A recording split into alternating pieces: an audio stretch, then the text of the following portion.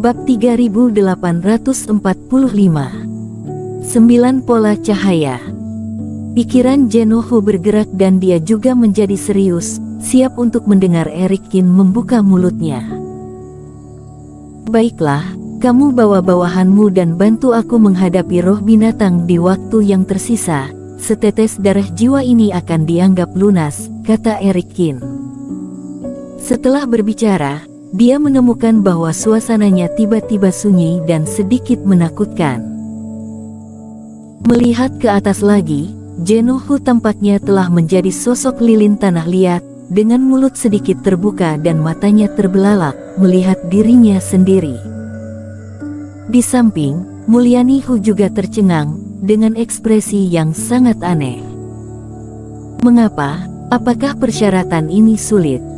Erikin mengerutkan kening.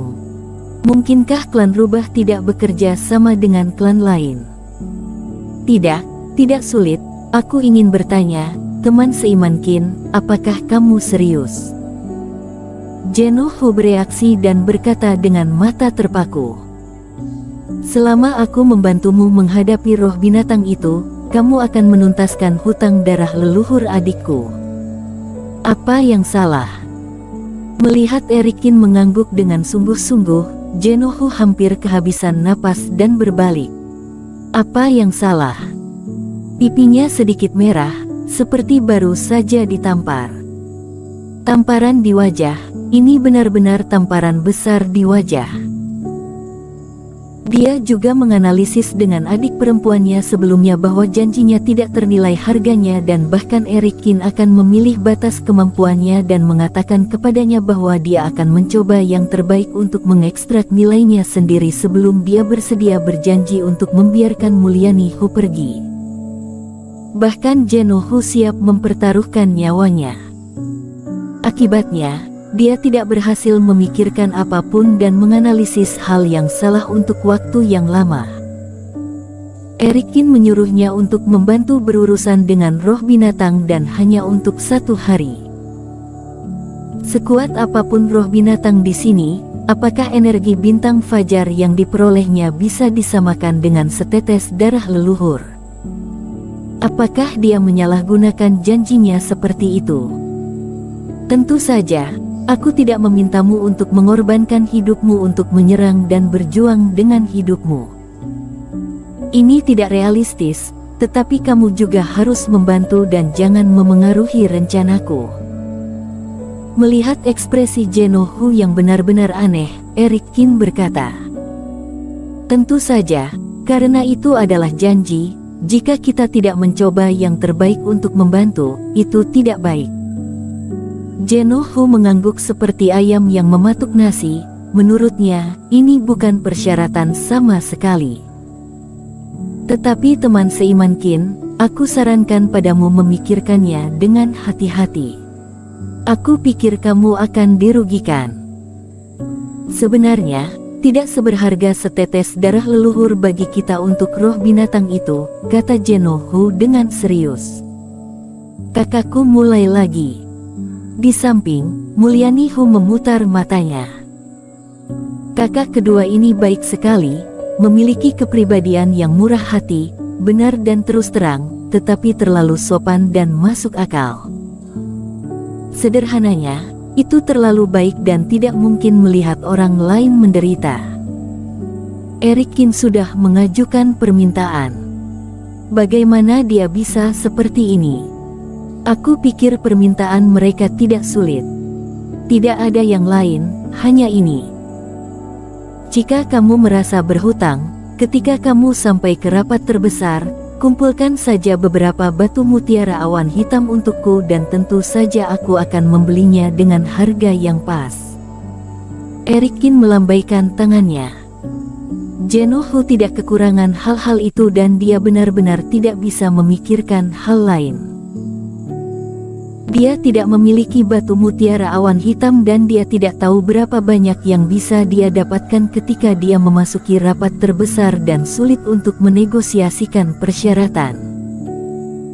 Sebaliknya, masalah yang tampaknya sederhana bagi Jenohu ini bahkan lebih sulit di mata Erikin. Jauh lebih berharga daripada setetes darah leluhur. Baru saja dia masuk, sekelompok orang berkumpul dalam 1 jam. Akibatnya, suasana hati Erikin sangat buruk. Di area zona inti tanah berbahaya, setidaknya ada roh binatang pola 7 garis. Dan semakin banyak yang dia temui, semakin kuat. Pada saat barusan, Kaden Huang mencoba yang terbaik untuk menarik perhatian roh binatang di puncak pola 7 garis dan membiarkan dirinya dengan bangga mendapatkan bunga energi bintang fajar. Jadi selanjutnya, Erikin dengan tegas menghentikan aksinya. Jika tidak meningkatkan kekuatan, dia tidak hanya tidak dapat mengumpulkan energi bintang fajar di sini, dia akan berada dalam bahaya dan bahkan tidak akan berpikir untuk memukulnya terlebih dahulu. Kekritisan peringkat nomor 1 di hati Erikin jauh lebih tinggi daripada setetes darah leluhur. Apalagi jika pedang penyangkal iblis di tangannya bergerak lagi, nilai setetes darah leluhur itu adalah 0. Satu-satunya cara yang bisa dipikirkan Erikin adalah memanggil Genuhu dan yang lainnya bersama-sama. Basis kultivasi Genuhu yang setengah langkah dari 2 kegagalan, yang jauh lebih baik dari Kaden Huang. Dan ada puluhan orang, tentu saja kekuatan tempurnya juga meningkat banyak.